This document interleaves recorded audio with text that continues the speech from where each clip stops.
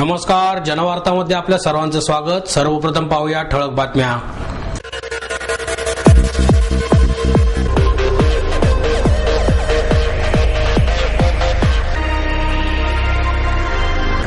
भाषा ही कधीच कोणत्या गोष्टींसाठी आडकाठी ठरत नाही, त्यामुळे भाषेचा न्यूनगंड कधीच निर्माण होऊन देऊ नका। प्रसिद्ध उद्योगपती DS कुलकर्णी यांचं आवाहन। नवक्षितिज संस्थेच्या वतीने सलग चौथ्या वर्षी विशेष मुलांसाठी पर्वती चढणे स्पर्धेचे आयोजन। आणि नंदुरबार जिल्ह्यात आदिवासींसाठी कार्यरत असलेल्या झिलाबाई वसावे यांना ज्येष्ठ सामाजिक कार्यकर्ते डॉक्टर बाबा आढाव यांच्या हस्ते सामाजिक कृतज्ञता पुरस्कार प्रदान।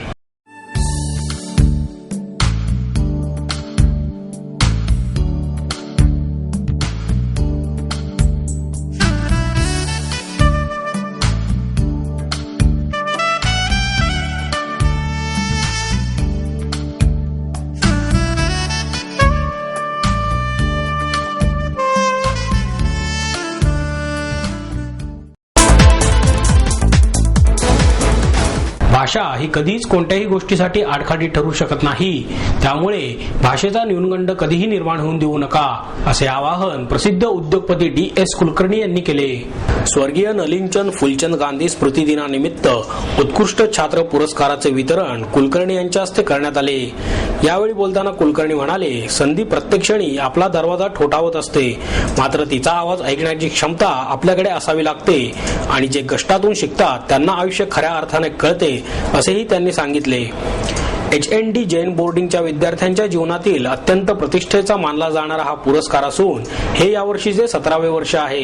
हा पुरस्कार बोर्डिंगमधील विद्यार्थ्यांचा शैक्षणिक, धार्मिक, सामाजिक, क्रीडा आणि कला अशा सर्वच क्षेत्रातील सहभाग लक्षात घेऊन आणि त्यांच्या सर्वांगीण विकासाचे मूलतत्व लक्षात घेऊन दिला जातो। या पुरस्कारासाठी इलेक्ट्रॉनिक मीडियाचे स्वातंत्र्य या विषयावर एक अभ्यास आणि चर्चासत्र आयोजित करण्यात आले होते। त्यात प्रामुख्याने प्रणय अजमेरा, अभिषेक जैन आणि आगम जैन अशा 3 विद्यार्थ्यांचा सहभाग होता। स्वप्नील भुरट, राहुल ओसवाल आणि महावीर चौगुले यांच्या निवड समितीने या 3 विद्यार्थ्यांमधून आगम जैन या विद्यार्थ्याची यावर्षीचा उत्कृष्ट विद्यार्थी म्हणून निवड केली। स्वर्गीय नलिनचंद फुलचंद गांधी यांचे चिरंजीव आणि बोर्डिंगचे विश्वस्त चकोर गांधी गेले 17 वर्षे सातत्याने या पुरस्काराचे आयोजन करत आहेत। नवक्षितिज या संस्थेच्या वतीने सलग चौथ्या वर्षी विशेष मुलांसाठी पर्वती चढणे या स्पर्धेचे आयोजन करण्यात आले। या स्पर्धेत जवळपास 150 ते 200 विशेष मुलांनी सहभाग घेतला आणि पूर्ण उत्साहात पर्वती चढण्यात आली। रोज सकाळी पर्वती चढणारे आणि व्यायाम करणारे लोकही या सर्व मुलांना पाहून आनंदित दिसले आणि त्यांना प्रोत्साहन देत होते। शिवाजी महाराज की जय आणि हर हर महादेवची घोषणा देत या सर्व विद्यार्थ्यांनी स्पर्धेला सुरुवात केली। या स्पर्धेत सुमारे 17 शाळेच्या विशेष विद्यार्थ्यांनी सहभाग घेतला।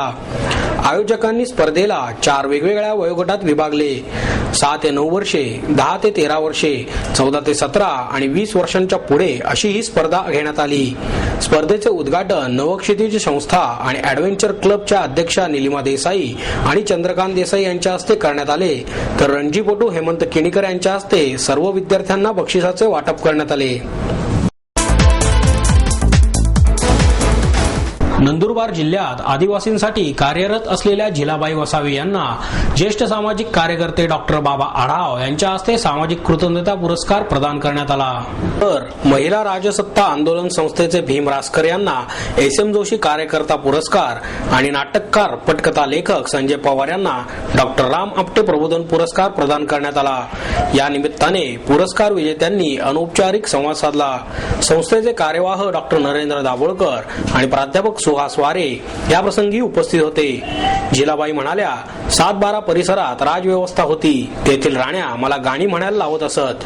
शेतीचे काम कमी झाले म्हणून त्या माझी मजुरी कापून घ्यायच्या, यातूनच व्यवस्थेविरुद्धची चीड निर्माण झाली। भराडी बादर येथे वन खात्याकडून शोषण झाले। गुजरातमध्ये मुकादमाने कामाची मजुरी दिली नाही, याचा परिणाम आदिवासी महिलांचे संघटक करण्यामध्ये झाला। वन कायद्यातील सुधारणा या संघटनेच्या माध्यमातून झाल्या आहेत। बाहेऱ्या लढणाऱ्या, नवनिर्माण करणाऱ्या या घोषणेतून व्यवस्थेमध्ये आणि आमच्यात देखील सुधारणा घडून आणल्या। रासकर म्हणाले, वोट हमारा राज तुम्हारा या घोषणेतून महिला राजसत्ता आंदोलनच्या वतीने चंद्रपूर, गडचिरोली आणि अमरावती यासाठी जिल्ह्यांतील महिलांना माहिती देण्याबरोबरच राज्य कारभार करण्याचे प्रशिक्षण दिले जाते.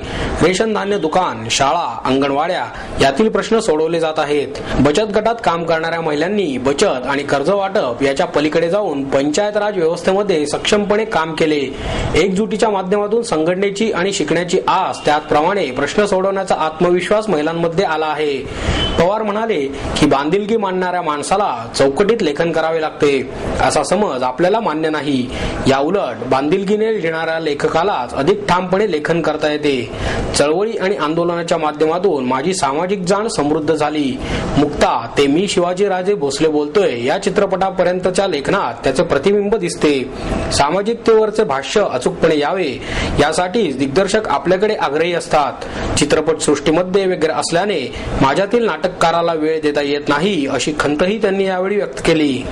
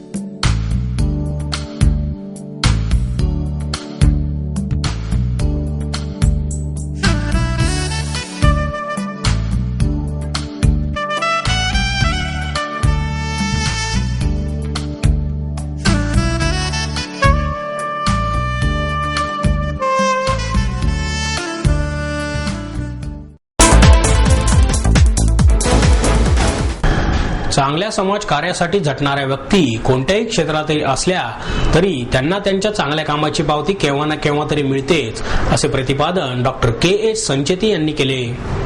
रंगत संगत प्रतिष्ठानच्या वतीने ॲडव्होकेट प्रमोद आडकर यांच्या www.pramodadkar.com या संकेतस्थळाचे उद्घाटन डॉक्टर संचेती यांच्या हस्ते करण्यात आले. यावेळी समीरण वाळवेकर, ज्येष्ठ व्यंग्यचित्रकार मंगेश तेंडुलकर, ॲडव्होकेट प्रमोद आडकर, संगीता साक्रीकर आदी उपस्थित होते. डॉक्टर संचेती म्हणाले, चांगले काम करणाऱ्याला त्या कामाचे मनोमन समाधान मिळते. प्रत्येक व्यक्तीला आपण समाजाला काय दिले याची गोळाबेरीज उतारवयात करावी लागते. तेंडुलकर म्हणाले, कलाकाराला नाव नाही म्हणून प्रसिद्धी मिळत नाही आणि प्रसिद्धी नाही म्हणून नाव मिळत नाही. या फिरत्या भोवऱ्यामध्ये कलाकार तळाला जाऊन नामशेष होतो. कलाकाराला संधी उपलब्ध करून देणे गरजेचे आहे. इतर क्षेत्राच्या मानाने शिल्पकार आणि चित्रकारांवर अन्याय केला जात असल्याबद्दल खंत त्यांनी व्यक्त केली. वाळवेकर यांनीही मनोगत व्यक्त केले. संगीता साक्रीकर यांनी प्रास्ताविक केले तर प्रमोद आडकर यांनी आभार मानले. तसं त्यांचं ऑर्थोपेडिक ऑपरेशन चाललेलं माझ्या डोळ्यासमोर आहे की त्याच्यामध्ये त्या पेशंटच्या शरीरामध्ये कुठलीही उणीव राहू नये, कुठलंही व्यंग राहू नये याची कसोशील काळजी ते घेताना मी पाहिलेली आहे. पेशंटला निदान अॅनेस्थेशिया तरी असायचा, परंतु आपण केलेल्या या प्रोसिजरमुळे त्या पेशंटला किती दुखत असेल तर डॉक्टर संचेतींच्या चेहऱ्यावर न दिसायचं. हेही दृश्य मी पाहिलेलं आहे. आणि शोषित माणसं पाहिली की का कोणाला माहिती, मला खूप बरं वाटतं, आनंद होतो. आडकरांच्या बाबतीमध्ये आज मला तेच इथं मुद्दाम सांगावंसं वाटतंय की या ग्रस्तांची मी भरपूर थट्टा मस्करी केली. माझा पेशाच उपद्रव निर्माण करण्याचा, घरापती खळी काढण्याचा, त्याच्यात आडकरांच्याही वाटेला अनेकदा गेलो. पण हे ग्रस्त विलक्षण शोषित, त्यांनी ते सगळं आनंदानं सोसलं. संशोधन आणि माहिती तंत्रज्ञानामध्ये शिक्षण संस्थांनी जागरूक राहणे आवश्यक आहे असे मत अखिल भारतीय जैन संघटनेचे राष्ट्रीय अध्यक्ष शांतीलाल मुथा यांनी व्यक्त केले. Shrimati CK Goyal arts and commerce college Dapodi आणि choice college of arts and commerce Kothrud यांच्या संयुक्त विद्यमाने आयोजित वाणिज्य व्यवस्थापन आणि अर्थशास्त्रामधील नवे प्रवाह या विषयावरील एक दिवसीय आंतरराष्ट्रीय चर्चासत्रात ते बोलत होते. यावेळी व्यासपीठावर प्रसिद्ध उद्योगपती Krishnakumar Goyal, Shrimati CK Goyal arts and commerce college दापोडीचे प्राचार्य डॉक्टर किशोर जगताप, चॉईस कॉलेजचे प्राचार्य Tahir Shaikh, choice group of इन्स्टिट्यूटचे अध्यक्ष जयंतीलाल शाह उपस्थित होते. आपल्या भाषणात शांतीलाल मुथा यांनी शोध क्रिया, मूल्य शिक्षणातून चारित्र्य शिक्षण आणि या सर्वांतून उद्योजकता विकास या बाबींवर प्रकाश टाकला. पुढे ते म्हणाले की संयुक्त उद्योजकतेचा विकास ही आज काळाची गरज आहे. यावेळी त्यांनी चीनचे उदाहरण देत समाजातील समानता आणि योग्यतेनुसार रोजगार मिळण्याची अपेक्षा व्यक्त केली. त्याचबरोबर शिक्षणाद्वारे शांतीचा संदेश देण्याचे आवाहन केले. कृष्णकुमार गोयल यांनी विद्यार्थ्यांनी दिशाहीन अभ्यासक्रमामागे न धावता शाश्वत आणि गुणात्मक शिक्षण घेण्याबाबत मार्गदर्शन केले. उपस्थितांना संबोधताना त्यांनी व्यापार प्रक्रियेतील संशोधनामध्ये अद्ययावत माहिती तंत्रज्ञानाचा आणि व्यवस्थापनाचा वापर हा उद्योगधंद्यासाठी वरदान ठरत असून भविष्यात यशस्वी होण्यासाठी उद्योगधंद्यांची नवकल्पना आणि अद्ययावत तंत्रज्ञान यांची सांगड घालणे महत्वाचे आहे असे विशद केले. या चर्चासत्रामध्ये 73 शोध निबंधांचे वाचन आणि प्रकाशन झाले. हे चर्चासत्र यशस्वी करण्यासाठी प्राध्यापक उपासना ओसवाल, प्राध्यापक उमराव शेख, प्राध्यापक अक्षता परदेशी आणि प्राध्यापक लुबना शेख यांनी विशेष प्रयत्न केले.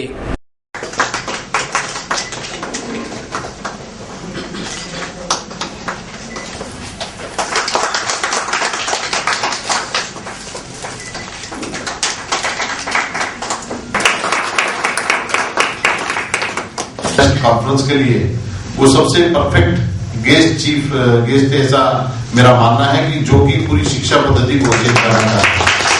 और ये हमारा सौभाग्य है. आज उनको यहाँ पर बुलाने का मकसद के दोनों संस्थाओं को CK Goyal college of arts commerce और choice college of arts commerce को धन्यवाद देता हूँ कि आपने ये इंटरनेशनल परिषद यहाँ पर दी.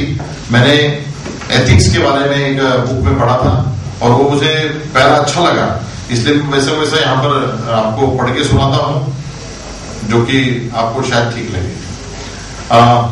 बिजनेस एथिक्स ऐसा तो जैसा बताया गया, शांतिलाल जी ने बताया है कि भाई से जल्दी से तेज हो रहा है और इसके लिए टेक्नोलॉजी भी वैसी आ गई है और नई टेक्नोलॉजी का जो पुराना जो एजुकेशन है वो आउटडेटेड होते जा रहा है ऐसे मुझे लग रहा है. और अपडेट होने के हिसाब से आदमी ने अपने बिजनेस में एथिक्स रखना जरूरी ऐसा मुझे लगता है. And I think that business ethic is more important in the business, and that's why I'm just reading one para.